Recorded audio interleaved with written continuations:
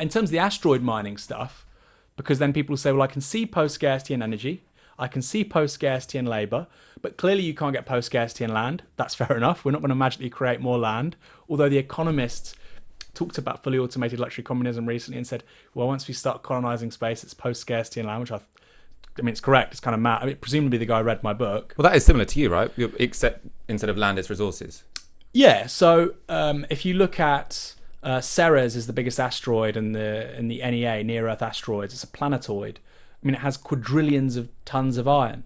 And one estimate says all the resources out in amongst near Earth asteroids, all the resources there, if they were equally divided amongst each person on Earth, would be worth $200 billion US, probably more. Again, it's all sourced in the book. Goldman Sachs did one study saying that an asteroid the size of a football pitch, a US football pitch, could have as much as 1.5 times known planetary reserves of platinum. So what I want to say, and that technology isn't going to come around in the next 10 years. Right? That we agree on that. But what's happening is companies, so Luxembourg has already set up the legal framework for asteroid mining.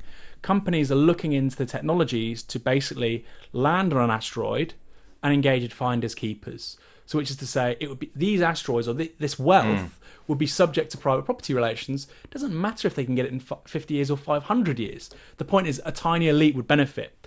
And it won't be 500 years because Hayabusa, which was a Japanese lander, this has already happened. Hayabusa was sent to an asteroid, it landed, and it's come back with deposits from an asteroid. So we've already got the technology to do this. The question is scale.